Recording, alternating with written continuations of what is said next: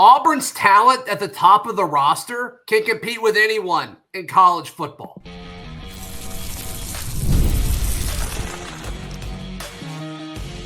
You are Locked On Auburn, your daily podcast on the Auburn Tigers. Part of the Locked On Podcast Network, your team every day.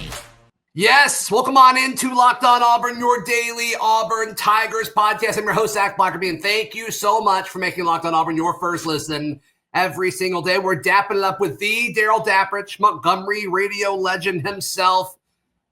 Darrell, when you're asked to rank some of the top players on this team, we did this exercise a little bit ago when I was voting in Locked On's top 100 college players, which is launching very, very soon, and Auburn is well represented in that, which is exciting, because in previous years, that probably wouldn't have been the case to this degree. And so now when you look at the top 10, if we were asking ourselves to say who are the top 10 players, 1 through 3 is pretty agreed upon. You may disagree on the order, but there's star power on this roster to an extent that we haven't seen in a long time. You can speculate it. You can speculate on it. You can forecast it. You can kind of feel like, and this is what I think. And I'm very, very convicted in thinking that what you just said about the star power, I think it becomes reality, and it will come to fruition at the end of the year, where Auburn will have multiple players in the NFL draft, yes, and multiple players named to the All-SEC, perhaps even an All-American team or two. And that is where it validates it. Me and you can talk about it all we want because we're around the program and you hear the buzz. But I think at the end of the year, it will validate what we're saying right now. Actions always speak louder than words, right? So who you vote for, Auburn was well represented in the SEC preseason list and all that. But there was a moment at SEC Media Days that really stuck with me. In the main stage or in the main room, when the coach talks, they speak from the stage, but then there's 3 smaller podiums around the room, and that's where the players go when it's that window. And like when Texas went, 90% of the room was around Arch Manning. When Vandy went, 90% of the room was around Diego Pavia. When Auburn went, they didn't have, the Garrett Nussmeier, where everybody wants to hear from. But obviously Jackson Arnold was popular, loaded with storylines. But the difference between the crowd he drew and the crowd that Keldrick drew, it wasn't a crazy difference. And to see that level of interest in a non-quarterback is kind of rare. And then the third guy, just because people don't want to talk to the linemen, but funny enough, Connor Malou may have a longer career than all of them just because of, how he plays, right? So it's just, I thought in that moment when I was kind of standing back looking, and I'm like, people want to hear from multiple. Auburn has stars now. And we're not talking about Cam Coleman or Eric Singleton. They would have drawn a crazy crowd too if they were there. The total numbers represented by the media that decided to go to 3 different players was the same as it was with all the big boys, Texas, Georgia, all that. The throng of media that gathered around. But your point is a great one, that it was more equally distributed. Like I said, total numbers, same media that wanted to get around Texas, Georgia, and Alabama were around Auburn. It was just distributed differently. And I will say this, I went to the Jackson Arnold podium, and I couldn't get in. I was 4 deep, and I got there early, and I can push my way in pretty good. I was 4 deep to get to where I needed to be. So very good turnout there. As you said, Falk had a lot of people, and so did Connor Lew. I think all that's very encouraging. People will say it's a stretch, it's a reach. I'm just telling you that actions speak louder than words. The optics of it are completely different as far as interest in Auburn star power than it has been for a while. Is there any pushback to making the statement of Keldrick Falk is the best player on this team? No pushback at all. He is your perhaps top 10, more than likely top 15 first-round draft pick, and that says it all. That's emphatic. He is the star power. He will be the one that people have to plan for, game plan for, will be talked about pregame, talked about post-game in the studios, all the college football analysts. It will be Keldrick Faulk, plain and simple. I mean, if you look around the NFL this offseason, of all the guys who got paid, your Steelers paying T.J. Watt, all the drama around Micah Parsons. But I mean, everybody has their main pass rusher, and they pay them, unless you're the Cowboys. You pay them. And, I mean, Keldrick, not all positions on the field are equal. We talked about that with quarterback, obviously. Receiver is more important now than it ever has been.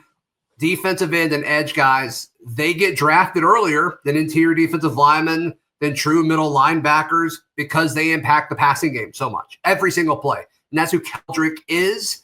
And so if you're going to have a guy that you can point to, and we both agree upon, and most people agree upon saying this is the best guy on the roster, you want it to be at one of these positions. And the fact that it's at defensive end / edge, whatever you want to label Keldrick as, he could do literally anything. He could play 3 technique if you want him to. I asked him that. Still haven't posted my interview with him from SEC Media Days. That's 100% on me. I'll do that soon. But yeah, Keldrick and number one. Where we might disagree is who's the second best player on this team. Because in all these lists, you see Cam Coleman and Eric Singleton. They're always back-to-back, it seems. And spoiler, they're back-to-back in Locked On's top 100 college football players. Because of course they are. Of course they are. It's like you got to put them together because they're a tandem. They're one of the more iconic tandems in the SEC throughout this offseason, which is very fun. Right now, I have Cam Coleman as my number 2 player on this Auburn team. Interchangeable. I could totally see that, and I struggled not putting him at number 2. It's amazing how I think linked they will be going forward. The only reason why I put Singleton at 2 on my list is experience. Like what he's – Coleman's a little bit younger. I get it. The ceiling might be higher for Coleman. I just expect and foresee Singleton to be a first-round draft pick in next year's draft as well, along with Falk. So that's the only reason why I had him a smidge ahead of Coleman. I think Singleton leads in receptions. I think Cam Coleman leads in yards and touchdowns. I think that's going to be my official prediction. I've wavered on that a little bit, but I think that's where I'm going to end up.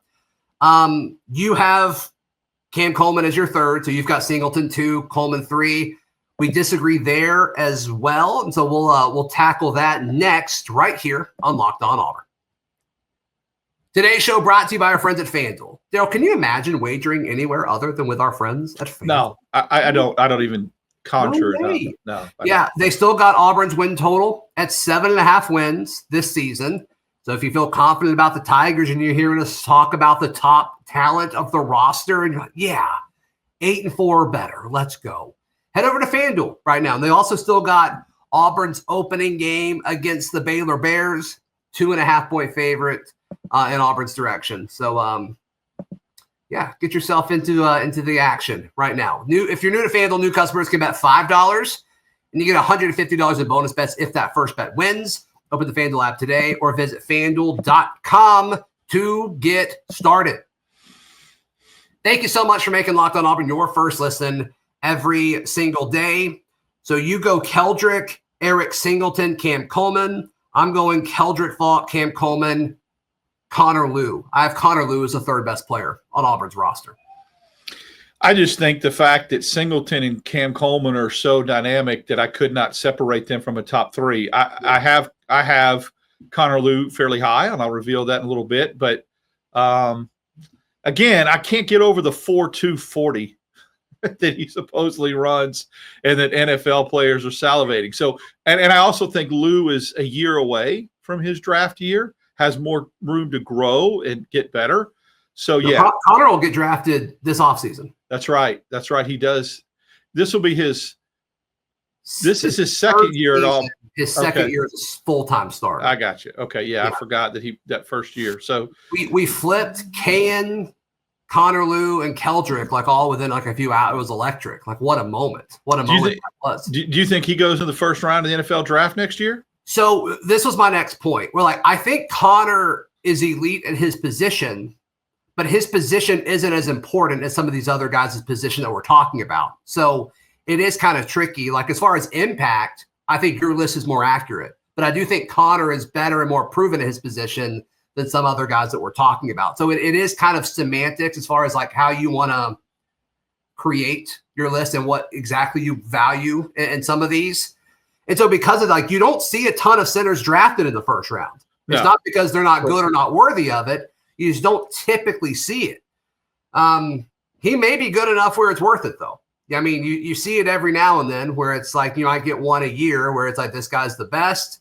He's a guy like the safest, highest floor pick among offensive linemen. And I think Connor Lew would check a lot of those boxes. I just think that even when teams are in desperate need of a center, they don't reach typically in the first round for one. You're right. Second round, third round, they feel like they're there. And so that's why I had him. I'll just have him fifth. Fourth, I have Xavier Chaplin because I believe he will get his name called in the first round next year in the NFL draft. So, yes, am I crazy? Do you guys have to you don't hit rewind anymore, but scroll the little taskbar aside to hear what Darrell said, that perhaps Auburn's going to have 3 players in the first round of next year's draft? I believe that to be true. And I believe Xavier Chaplin will be one of them. Yeah, Xavier Chaplin, Eric Singleton, they've got to do their part. I mean, I think Keldrick's most likely. I don't think anybody's going to push back on that. I would say Singleton might be more likely than Chaplin. But I'm open to changing my mind on that as we get closer to the season. I want to hear more. Chaplin's on my list. He's a top 10 player on this roster. I'm not pushing back on that at all. I do have him a little lower than you. And my thought process is just I'd like to see more. I mean, he didn't really do anything in the spring. We've heard great things. We've seen, some of his numbers and some of his tape at what he did at Virginia Tech. But I just want to see a little bit more of him in an Auburn jersey. And so that's why I have him a little bit lower. But I don't think there's anything wrong with you putting him at 4. He plays a premium position that the league. Now, again, we're not talking NFL draft predictions. We're talking about on this current roster. So I have usually some correlation, though. Yeah, I need to try to separate the two. And I'm getting caught up in where they're going to get picked in the draft. And it's about the here and now on this roster. Sure. I just think that if you ask Auburn from a standpoint of Jackson Arnold and how important it is to keep him upright and how important it is to get push for this running back by committee group, he is so crucial to this, and he's so talented, and he was the number 1 offensive tackle target in the portal. That's why I have him 4th. Yeah. All right, so my 4 is Keldrick, Cam Coleman, Connor Lew. Then I have Eric Singleton at 4. We've already talked about that impact. I'm going to move on to my 5. My 5th player on this roster is Jay Crawford. I've made it very clear that I believe this is a breakout season for Jay Crawford. I think Jay Crawford is going to feed families this year with what he's going to be able to do at corner opposite Kayan Lee. And if this pass rush with Keldrick, and we'll talk about Kieran in a second, Kieran Crawford and some of these other guys that are built to rush the passer, I think it's going to make it even easier for these corners to prosper and flourish in the CJ Durkin defense. So I've got Jay Crawford at number 5. I have him on this list. I have Connor Lew at 5. I mean, again, some of this is interchangeable. Your points about Crawford are very, very well taken. I mean, as a freshman, completely blown away at the level that he played corner. And I tell you, I think that Crawford is only going to get better because of what Hugh Freeze talked about at the ambush event. Bringing in Pleasant and Strader was designed to make neither him or Kayan Lee be complacent and feel like, I started all these games last year. The position's mine. Yeah. Getting these guys behind them, pushing them, only makes Crawford a better player. Therefore, absolutely, he deserves to be high on this list. Yeah, I think so. All right, so you've got Keldrick, Singleton, Coleman, Chaplain, Lew, and then so what number is that? 1, 2, 3, 4. So who's next for you? DeMarcus Riddick. Okay. I just think he was such a freak on pure, talent and ability last year. I think some of that's going to be refined. Another year, a maturation process. I really look for him. I think of this defense in levels. So once you get past the blocked-in Keldrick Falk level, what level do you have next? Well, you've got to have another star with some star power at that next level. We already talked about the back end, has a ton of it in the secondary. Riddick is that star power, head turner at the second level at the linebacker position. Only pushback, and he's on my top 10 as well, a little bit lower, but my only pushback, it's similar to Chaplain. Like, he was electric last year, no question about it, but not at the position we're expecting him to play this year. You talk about that second level, that linebacker level. He played it some, but most of his stuff, like they just said, hey, pin your ears back and go. We'll worry about teaching you linebacker later. We need you to play right now. And part of that is a nod to how this coaching staff feels about DeMarcus Riddick. And so I think he's an excellent athlete. I think he's going to be an incredible football player. Is he a great linebacker yet? Is my question. I think he will be. I'm going to project that he is. And so I've got him coming up in a few spots, but that's my only question for DeMarcus Riddick. Not a concern, just a question. Is he ready this year to play linebacker? I think he will be. I'm just asking the question and kind of giving some extra context here.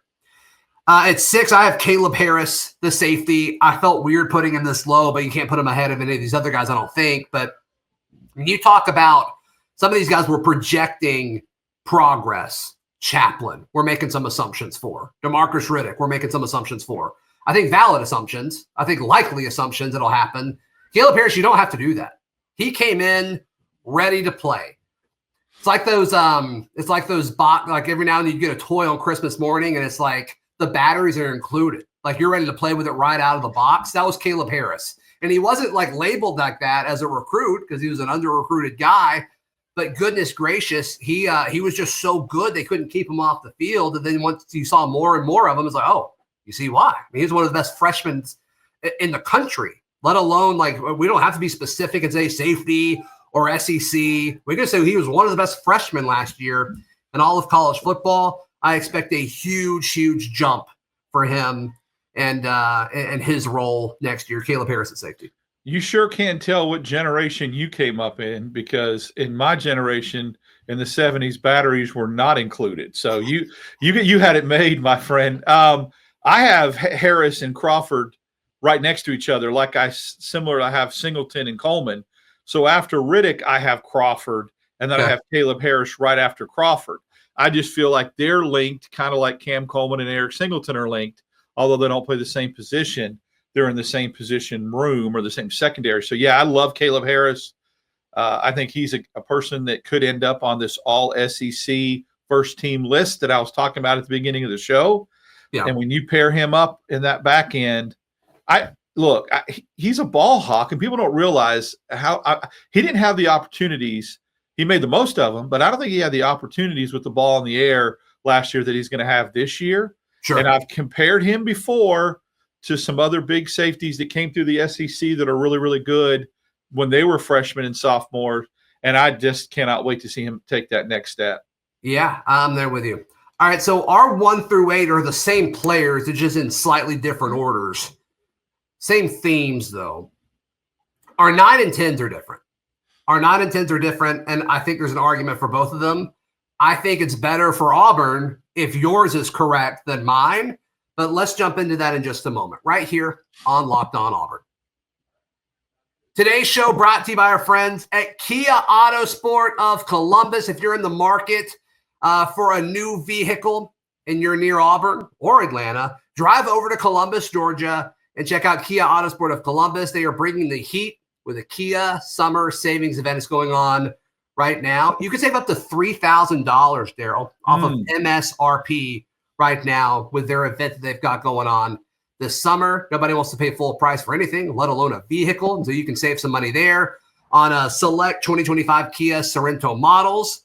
And also, all new Kia purchases come with tires for life and a lifetime powertrain warranty. Just talk to your sales associate about that. When you get there, ask for Chris Child and mention Locked On Auburn. Say, hey, Chris, I'm a Locked On Auburn listener just like you. Help me out, my guy. Help me out. He will. He's going to give you an extra $500 off any new Kia. So head to Kia Autosport of Columbus, just off of Whittlesey Boulevard in Columbus, Georgia, or visit KiaAutosportColumbus.com to browse their inventory today. And once again, when you get there, ask for Chris Child. He'll help you out. Thank you so much for making Locked On Auburn your first listen every single day. Our first 8 were the same. Darrell, Keldrick Faulk, Cam Coleman, Connor Lew, Eric Singleton, Jay Crawford, Caleb Harris, Xavier Chaplin, DeMarcus Riddick. The order changed a little bit with some of those, but those were the players. 9 and 10 are different. I want you to mention both your 9 and 10 because I think Auburn fans should hope that you are correct that both of these guys are top 10 players on this roster. Yeah, I've got Kieran Crawford at number 9 and been hearing really, really good things about him and how he, what he did in the offseason. He's just different, looks different, is ready to take that next step. I think he started coming on similar to what Jalen McLeod did 2 years ago, where the second half of the season, McLeod figured it out. Yep. Crawford figured it out. He's transformed his body in the offseason. And so I just think that he is that talented that he's going to take that next step. And then I have Jackson Arnold, based upon the fact that we know the kid's talented. We know that he's a 5-star. But I think with some of these people that we have on this list, if they are what we say they are in this list and we're convicted about it, then by God, it's going to elevate his game to the point where he will be a top 10 player. I mean, I'm not saying by default, but if you've got Singleton and Coleman to throw to and Chaplain and Lew to protect you, you should be one of the better players on the team. And so that's why I feel like I have, plus with his arm talent and his physical gifts, I have him 10th. Yeah, with Jackson Arnold I think all your points on Kieran are great. I had a hard time not including Kieran in the top 10. So you're probably right. Jackson Arnold, I was surprised when you had him in this because like what you just said is true. If Jackson benefits from having all of those guys, that's awesome. But at some point, the guys you just mentioned, Chaplain, Cam, Singleton, they need to benefit from Jackson Arnold. And I hope we see that. And we're going to learn, I think, at some point this year, with your quarterbacks, you either want a cart or a horse. Are you the guy pulling it? Or are you being pulled by the roster? I don't know. I think he's got a roster around him where he can be pulled. But does that make you a top 10 player on the roster if that's the case? I don't know. If Jackson is a top 10 player on this team, Auburn will win 9 or more games this year. Mm-hmm. And I think that's what every Auburn fan should hope for, just because the quality of the top part of this roster is so good. So if you're an Auburn fan, you're pulling for Darrell's list to be accurate this year, 100%. At 9, I have Alex McPherson, who I think is forgotten in a lot of this. He was out last year, obviously. Apparently played some in Kentucky. I don't remember that, but that's what the stats say. Obviously, the year prior to that, he was incredible. He was absolutely incredible, and maybe we took it for granted. Maybe we've taken decades of elite kicking for granted as Auburn folks. But I've got Alex at 9, and then at 10, I've got Kean Lee. In this conversation today and other conversations, I think we've had a habit of, much like Coleman and Singleton, putting them together. I think we've been putting Jay Crawford and Caleb Harris together, and I don't know if we should be doing that. I think we should be putting Jay and Kean together because I think they're going to be one of the better corner tandems in the conference. They certainly, with what they've been able to prove so far, I think they've been exceptional. And so I think Kean Lee, I've got him as the 10th best player on this team. Had a hard time leaving Lee off the list. He's right there. Same with McPherson, because people don't pay attention to special teams or value them until you lose games because of them. And then your focus changes and you're made aware of how you kind of had it taken for granted. It would have given, I've said it before, Auburn a couple more wins last year. So yeah, McPherson, if healthy and back all the way from his ailments, is definitely NFL caliber kicker. And Kean Lee, who we forget had to start as a freshman when Pritchett was kind of going through his 3 or 4 game deal to get himself ready 2 years ago, played really at a high level. Lee struggled a little bit at times last year in deep ball coverage, and I think that was probably the only reason why I kept him off this list, but I had a hard time. Putting him not in the top 10. Yeah, so I actually got this idea. I was DMing with an Instagram account called Around the Plains. Give them a follow. but he actually sent it to me, and then I started following him. Good account. But he put a list of his top 10 on the roster. He said Keldrick, Coleman, Chaplain, Singleton, Crawford, Lou, Harris. Then he has Malik Blockton at 8. Neither of us had Malik Blockton. I actually had Malik Blockton written down, and I took his name off and put McPherson down. He's right on the outside for me too. Yeah. And then he's got Malcolm Simmons at 9, and then DeMarcus Riddick at 10. No way I could put Simmons on any list until I figure out what's going to happen. Yeah. You can't 100%. Put him on a list that you don't even know if he's going to be on the team. That's all I'm going to say. We haven't – but that's my point. Yeah, I mean, we've purposely not touched it because there's a lot of info out there that we don't know. Let's wait to see, and then we'll have more than enough to say on it when it becomes – if he plays and doesn't miss any time, he is a top 10 player on this team. Exactly. We don't know that. It's a big if. And I can't put anybody in the top 10 that I don't know is going to be catching balls come September.